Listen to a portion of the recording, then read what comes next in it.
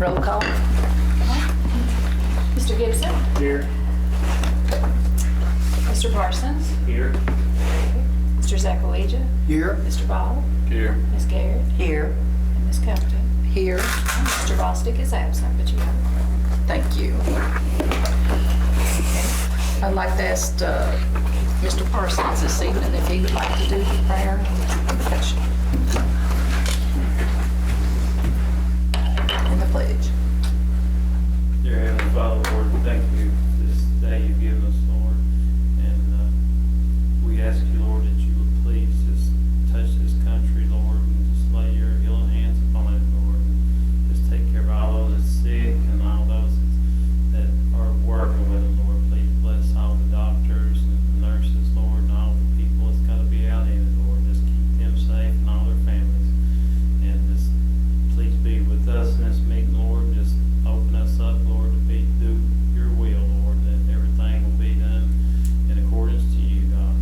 We ask this in your precious Son's name, Jesus Christ. Amen. Amen.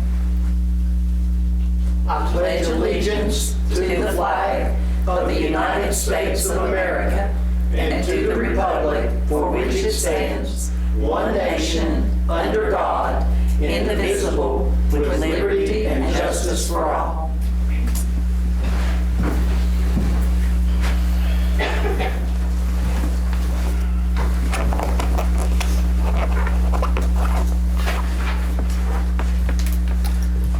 Okay, do we have any adjustments to our agenda this evening? Yes, Madam Chair. After speaking with legal counsel, we need to strike for tonight, move these items to the May board meeting, but D1 and D2, that's the approval of minutes for our regular and special called meetings. And then for E2 and E3, we'll simply just, again, add to those lists and bring that back to the board with our May board meeting. And those two items, again, were the approval of resignations, retirements, and the approval of new personnel transfers. Okay, thank you, Dr. Brown.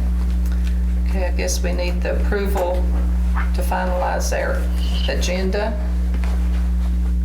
I'm making a motion we do so. Okay, thank you, Mr. Parsons. Do I have a second? Oh. Okay, thank you, Mr. Gibson. All in favor? Aye. Anybody contrary, opposite, opposed, say the same. Okay, we're skipping over the approval of minutes too. Okay, I guess we're down to bills are okay, right? Yes, ma'am. Madam Chair, E1, the auditing and approval of bills, that does need to be acted upon, as we do need to pay our vendors. Okay. Has all board members had an opportunity to look at the bills? Yes. I need a motion to approve paying the bills. I'll make that motion, Madam Chair, to approve the bills as presented. Thank you, Mr. Zachaleja. Do I have a second? I'll second it. Thank you, Mr. Ball. All in favor? Aye. Okay, Dr. Brown, I guess we can address F1. Yes, Madam Chair. Again, with the abbreviated agenda that we have required by the Code of Virginia at this time, as we're under state of emergency, we do have an abbreviated agenda for the board tonight, but these items are allowable as we have some time-sensitive matters here. The approval of the 2021 Perkins plan will be the first item for the board's consideration. And with that being said, let me pull this up. Again, each school division in the Commonwealth of Virginia is required to have their annual CTE plan approved by their school board members before the plan may be submitted for approval by the state. This is what we have come to call the Perkins Funds, Perkins Plan, and we have our plan here, 46-page document. Again, against a repetitive act on our part. For us, we qualify for $83,000. These funds are used for our CTE programs, equipment, and so forth. And again, this needs to be approved by the board tonight for us to be able to move forward. Thank you, Dr. Brown. I appreciate Mr. Fletcher, the work that he does with the Perkins plan, and we've had success with those funds, and it does help our schools. I need a motion from a board member to approve. Madam Chair. Yes. I apologize for interrupting. Yes. The previous motion for all passed, you didn't state at the end of it that failure to do so would result in irrevocable public harm, and at least for the purposes of that meeting, any motion that you pass has to state that. So if there's a motion to be made, that language needs to be included. Okay. All right. I think I might be able to assist with that. If I may offer Sure. another recommendation, Madam Absolutely. Chair. Under 44-146.16 and 44-146.21, with that being said, the staff recommend the approval of the FY21 CTE annual plan for approval.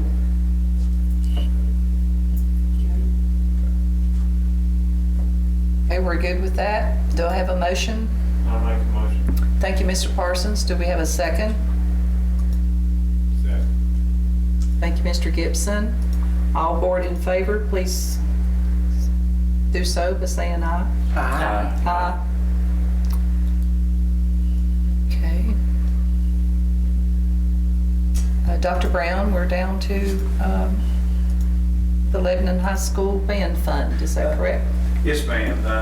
Again, the situation here in the background, the LHS Band Boosters has raised funds and will pay for a trip in its entirety to New York City.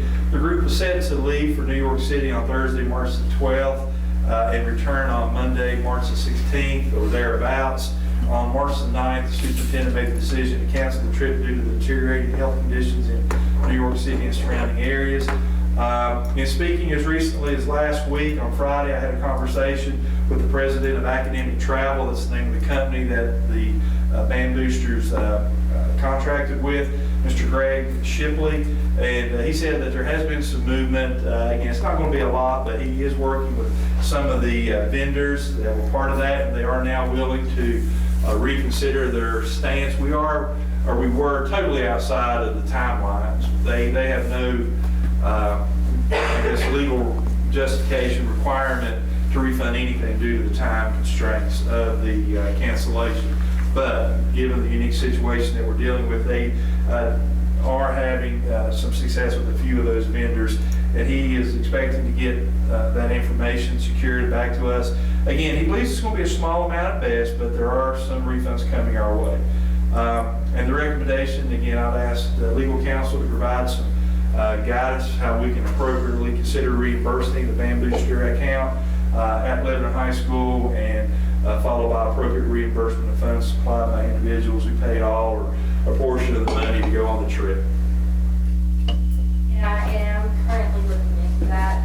As far as for the purposes of tonight, I don't think it's a matter that you can properly take up, because I don't think failure to act would be irrevocable public harm. I will say in short that the Board of Supervisors is going to take up a continuity of government ordinance at their Monday meeting, and that ordinance, if they pass it, which I do expect them to do that, would cover the school board too, and it would allow, even though we are meeting partially by electronic means, that we would still be able to take up normal business at that point. So I think that matters more appropriately. I don't know if the board have any desire to have any kind of continued meeting in April, or would wait till the May the 7th meeting, but I do think that once that ordinance passes, then you would be able to properly consider this matter, but not tonight. Yeah, I like to make a motion that we table it till the next meeting, I'll second that. till we know what we're gonna get. All in favor, let it be known by saying aye. Aye. That opposed?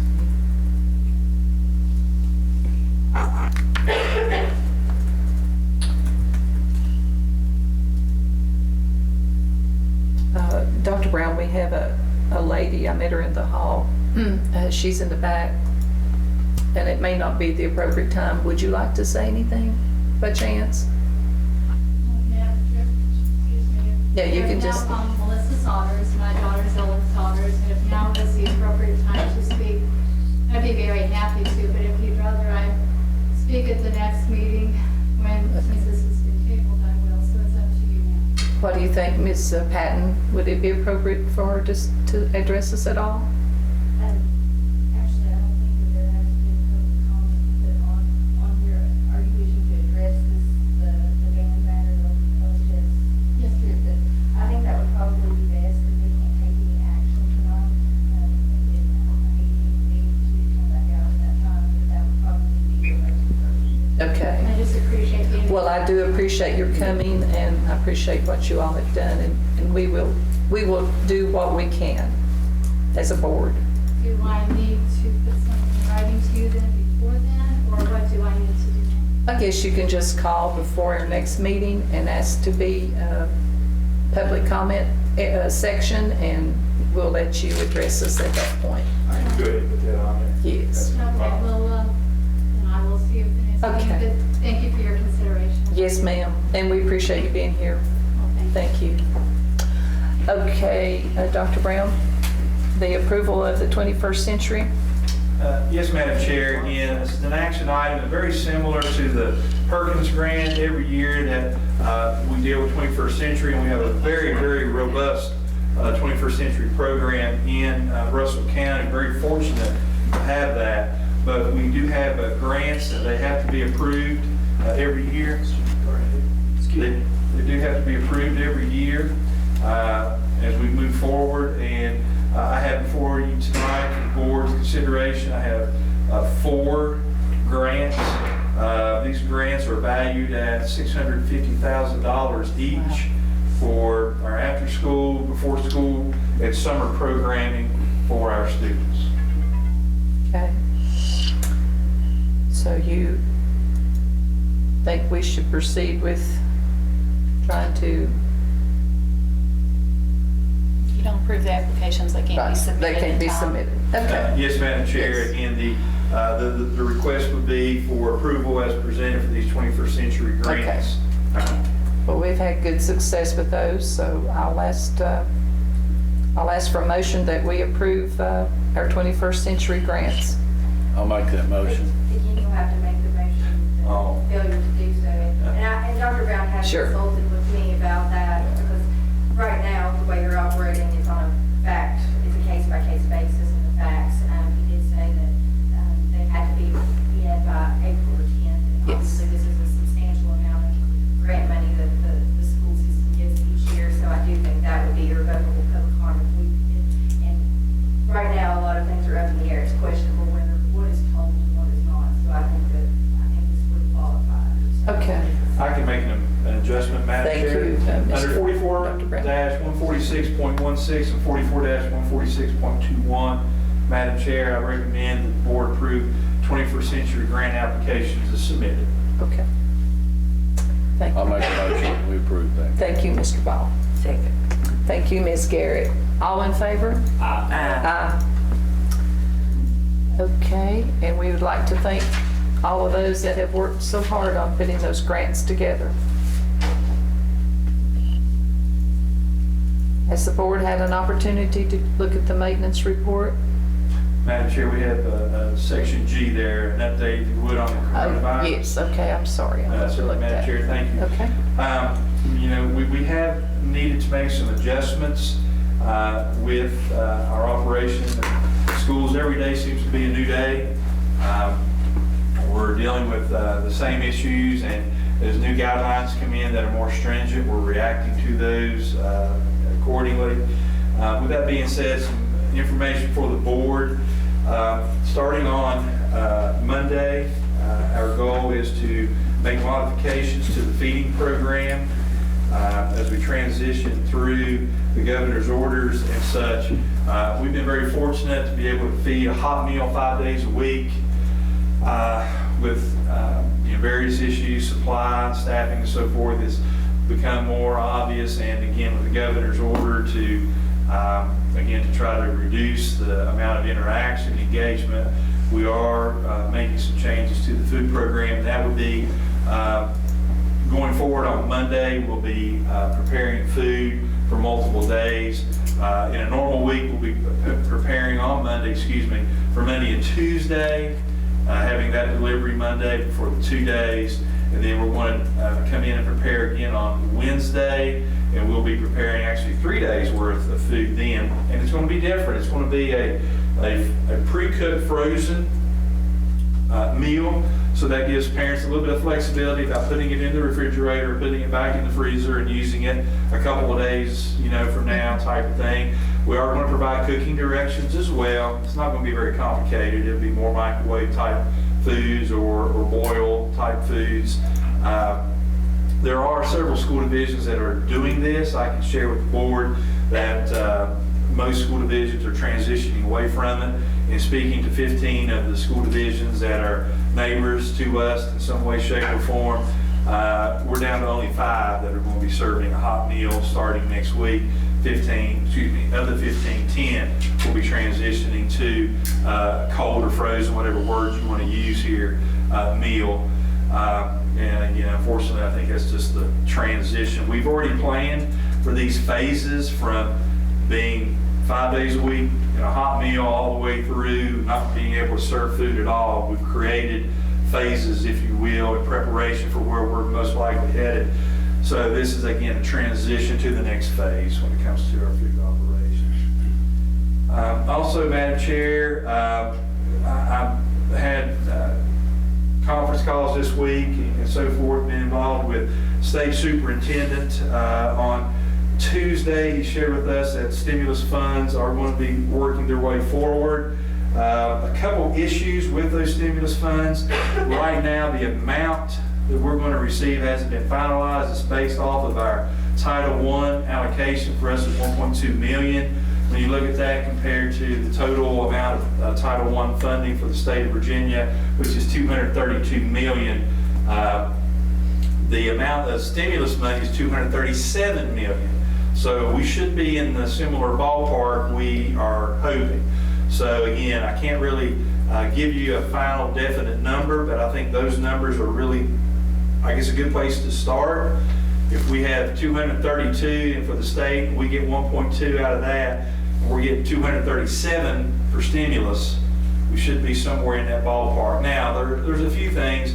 The governor can hold 10% of that and such. So, but right now, what we've been told, or what he shared with us on Tuesday, is that the methodology for distributing those funds will be based off of Title I funding. So I think it'd be safe to say very easily that we should have at least $500,000 in stimulus funds. It could be twice that amount. But again, we just don't know yet. He said that we should know something within the next 2 to 3 weeks. And he's very confident that it will be no longer than that. We could have something in a shorter time as far as what those amounts are. What can we use those monies for? Technology. We have spent some money on technology, creating these hotspots, Wi-Fi connections, and so forth, all of our several buildings in the county and the school division. So with that being said, our kids can actually drive up and download material and not leave their car, upload new material. So we're ahead of the game when it comes to that. So we've improved our capacity in regards to that. And again, with technology, we have purchased some laptops and so forth to download and clone PCs for employees that are working from home. One of the things that is available, and I think I'd recommend that the board be considering what our options are, but one thing that is, according to the state superintendent, appropriate is pay differential. And speaking to Region 7 superintendents through video conference call yesterday, nearly every school division around us is doing something as far as pay differential is concerned. So with that being said, I'd recommend that the board be thinking about what that might look like, and I'll bring that forward at our next board meeting to get some directive on what groups we want to consider, and as far as when do we want to start that. Do we want to go back to the 17th of March? Do we want to start it on April 1st? What that looks like, that'll be a decision by the board, and I'll have that for the board with the May board meeting. Also today, we had another conference call with the state superintendent Dr. James Lane. And with that being said, he shared with us this morning a special guest, and that was the governor. So we had the governor this morning for about 30 minutes with the superintendents in the Commonwealth. He shared with us, or echoes some information that he's already shared, the fact that he believes with the models, the averaging of the models, that we're looking at somewhere in May, early, middle, late. He doesn't know that yet, but according to the models, the average of the models, we are looking for a peak for this in May. So with that being shared and so forth, I believe we need to react to that. As I shared with you, that we're phasing from food service, different levels, down to where we're probably going to have to not be able to serve at all. I've been thinking about the same thing as far as personnel and our 11 and 12-month employees, creating a phasing mechanism there. So what I'd like to do, Madam Chair, is, again, to make a motion to the board tonight under 44-146.16 and 44-146.21 for the board to consider my recommendation that once we move to this issue with food on the 20th of April, okay, we're getting ready to have the front end of our break next week and the back end of our break the week after. When we come back on April the 20th, that's a Monday, that's a full week. What I'd like to implement at that point in time, Madam Chair, is a Monday through Wednesday work week that supports our food service, because again, that's going to be on Monday and Tuesday, and Wednesday for the rest of the week. I'd like to implement a Monday through Wednesday required work day on site, and then as far as Thursday and Friday is concerned, I would make the recommendation that all staff have the opportunity and are encouraged to work from home on those 2 days. Now, if they have something pressing, that's fine, but in general, what I would like is to encourage those 11 and 12-month employees on those 2 days to work from home. And the rationale there is simply that we're going to reduce the amount of contact by 40% when we do that. In addition to that, the governor shared with us this morning that the peak of our situation is going to be a couple of weeks, 3 or 4 weeks after that. So I think in preparation for that transition, I think April the 20th, which is I guess 2 weeks, would be the appropriate time for us to consider that next transition with employees. So with all that being said, under 44-146.16 and 44-146.21, my recommendation to the board for consideration tonight would be to reduce the risk of potential exposure. I recommend the central office and all other buildings close their operations to walk-in activity starting on Monday, April the 20th. Communication will be through email, phone, and by appointment only. Additionally, starting on Monday, April the 20th, in an attempt to mitigate further potential exposure, I recommend all staff have the opportunity and are encouraged to work from home on Thursdays and Fridays of each week. Be happy to answer any questions or thoughts the board has. Comment from the board on this section or anything? Okay. Do we need to make a motion on Yes, we do need a motion. that? I'll make that motion. Thank you, Mr. Parsons. Do I have a second?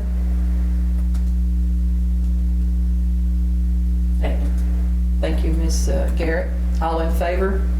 Aye. Aye. Opposed likewise? Well, thank you, Madam Chair and board members. I think it's the appropriate move to make. I have spoken with Mr. Lester, and this has already been implemented on the court service side, and he's looking at the very same thing next week once he has approval as well. So I think this is just simply the tip of the iceberg, to be honest with you. I think we're just following suit and such. And again, we're phasing through these different things, and unfortunately, I'm thinking the next phase may be that, of course, we have to operate from home, period, and minimize any engagement. Now, of course, on the other side of that, there will be another side eventually. We're going to have to create our program to phase back in these things. So as we've stepped down through these phases. We're going to have to, on the other side, step up through these same type of phases to get us back to full strength. I will share the stimulus money has a deadline of actually September of 2021, 16 months from now.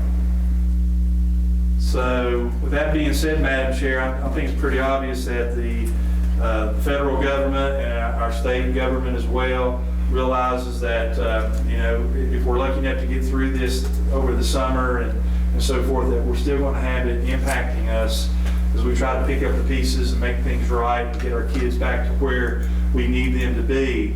So this impact is going to be much more than just when all of this is over. It's going to have an impact, have an effect on our kids, our teachers, and really all stakeholders. Really all the way through August of 2021. I think that might be the first school year that we may have some form of true normalcy as we've known.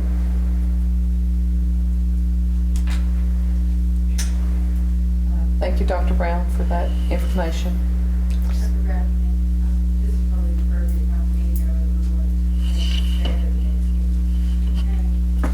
And as I previously stated, I've been working on drafting an ordinance for the Board of Supervisors for continuity of government. And what that will allow is for the Board of Supervisors, the school board, DSS, DSA, IDA, any other public bodies, and you all are not under the umbrella of the Board of Supervisors, but all the other entities that are, even though the meetings will be held electronically, and especially at the May meeting, you may determine at that point that this is not something that you feel safe enough and you prefer to do it completely electronically, which would be allowed, but it allows you to take up matters that are not either related to the emergency or that would cause irreversible public harm, so you can take up any and all business. I do expect this ordinance to be passed.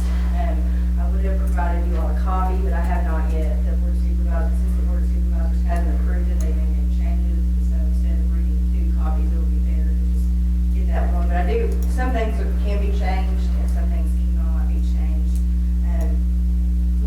What it requires additionally for you to do these things is you have to be pretty specific in your agenda. For instance, your agenda and public notice must include a statement that the meeting is being held and using electronic means under this ordinance, contains specific information how members of the public can access the meeting, and if there are any public hearing or public comment items, specifically identify how members of the public can provide comment, including one or more of the following: email, in writing, by telephone, through a social media platform, or other electronic means. So that gives you options and this board will have to decide how they want to do that when you call the next meeting.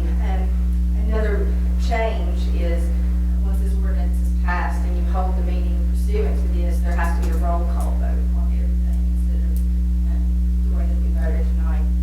So that'll be something that's required. There's a lot of provisions about public hearings, at least for the next couple of months. I don't think we have anything that would require you all to have a public hearing, so that will not be an issue. This statute,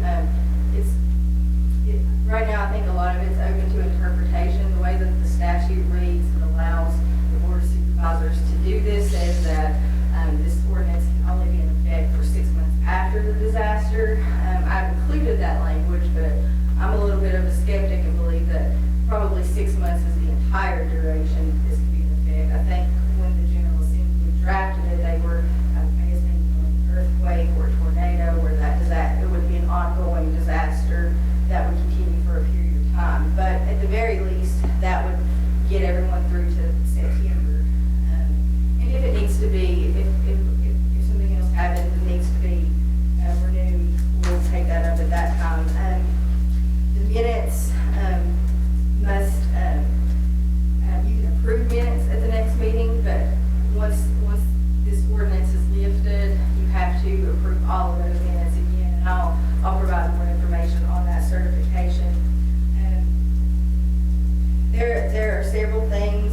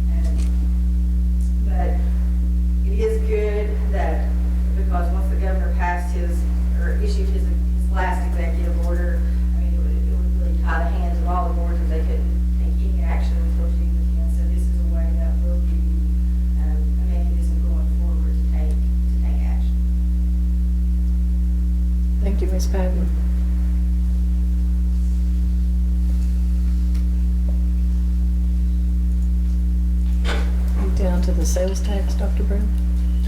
Yes, Madam Chair. I've not been able to access that. I'm trying to. I think it's because of the formatting of that. It's not a PDF, it's a LNK document. Maybe we can get that with Madam Clerk. Can you pull up that sales tax? Where does it go? Who brings that sales tax to us? Glenda usually has that on her computer, so I don't know what that is. I can get it though from the treasurer's office. We'll have it next month. I will share, Madam Chair, that the sales tax is going to be trailing about 2 months. So we are, of course, dealing with some incredible economic hardship across our nation. And I would bring it to the board's attention that as you look at that number, realize that that number is from 2 months ago, okay? We're really not going to see the true impact of this till, maybe June's taxes, but really July and August is when we'll really see that difference. Okay, has the board had the opportunity to look at the maintenance report? Do you have any questions about it? Expenditure report?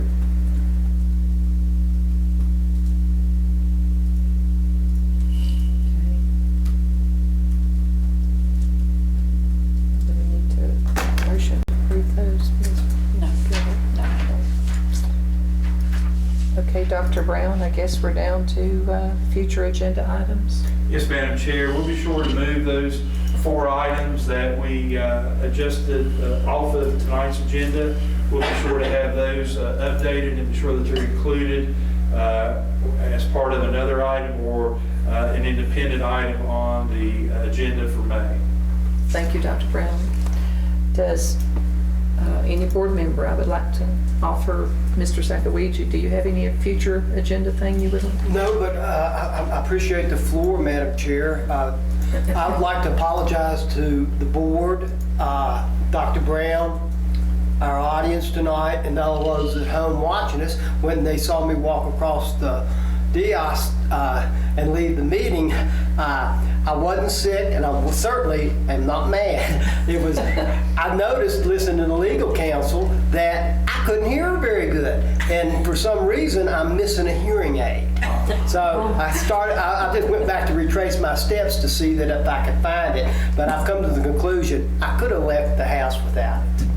Just realized it did, but I never have any problem hearing Katie, when any meeting before, so I think something's wrong. So anyway, that was what that was, and I don't want my constituents to think that I'm mad about anything either, because I'm certainly not. I'm happy to be here and happy to be representing my district here on this board. So Well, Mr. please Z, accept my apologies. I hope you find your hearing aid. I got a feeling I know exactly where it is. I backtracked for a month trying to find the pair of glasses that I like, and I haven't run into them yet, so I'm trying to get adjusted to the ones I have now. So I hope you find it. Hope Thank left you. it home. we appreciate you, Mr. Sakaguchi, Thank you. and your thoughts and your prayers. Mr. Ball, have you No, got I don't have anything. for the future agenda? I'm fine. Ms. Garrett, okay. What about you, Mr. Gibson? You have anything you'd like to? There's something that's been on my mind for some time. Sure. And now that our nation's in this crisis, I've been on the Board of Supervisors, the Planning Commission, now this board. What do we do, first thing, every public meeting? Right. And Right. prayer. Mhm. We have prayer. And I just, it's somehow I would like to, somehow see if we can not institute that in our schools. I'm just throwing it out there. If we can somehow institute it in our schools, maybe by a student, maybe not every day, once a week, or just, I'm throwing it out there to see what sticks, because, we've had it without for years, and how's that worked? Yeah. Not too good. So, I'm just throwing it out there on y'all's mind and see what you think, what the legal aspect is, but, We can do some research. do some research. If you need to appoint a couple of members to the research committee, we can do that. Thank you, Mr. Gibson, and we will look into that Very, very good. What about you, Mr. Parsons? Have you got anything for the future agenda you want to bring up? Okay, thank you, sir. Okay, Dr. Brown, do you have any? No, Madam Chair, again, we'll be adjusting that agenda and having those things in place. And we'll have a fairly robust board meeting in May, but again, we still have to operate logistically within these restrictions. So we'll still have our 6 feet of distancing, a 10 member limit here within the room.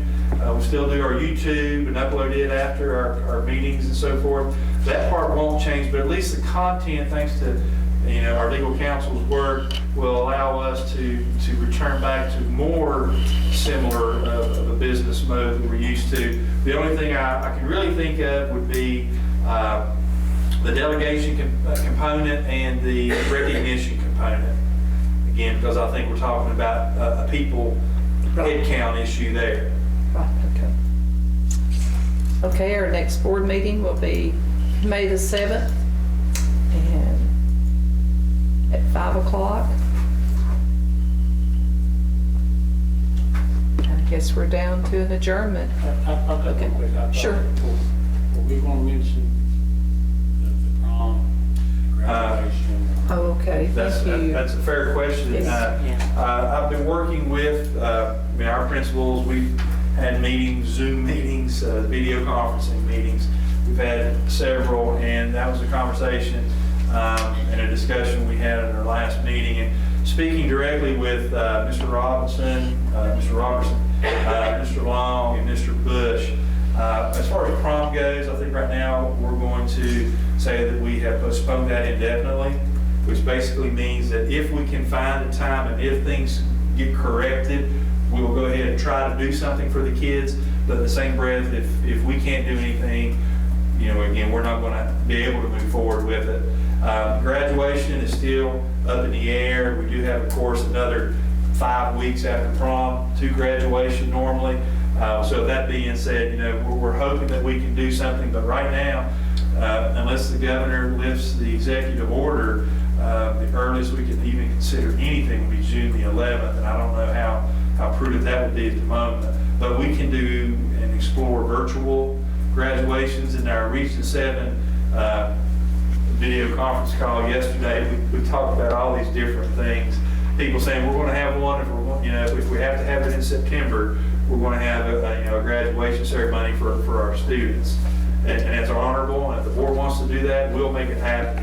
In the same breath, others have said we kind of got a drop dead date of July the 15th, and after that, I think we're going to be doing something where we're going to have a significantly lower amount of attendance and participation, and people are going to be out again. How prudent is it for us to create a gathering? We have all experienced graduations here in Russell County, and if you could ever cram another egg into a carton, I don't know if you could do it in Russell County during a graduation day, but it's pretty packed. So, but to answer your question, Mr. Gibson, I think prom, we have communicated out that it's postponed indefinitely, and graduation's yet to be determined, but we are very concerned about, again, the dates with the executive order now that are in place, and again, what is a reasonable length of time to go before you have graduation. But again, we'll be more than happy to have the board's input in that.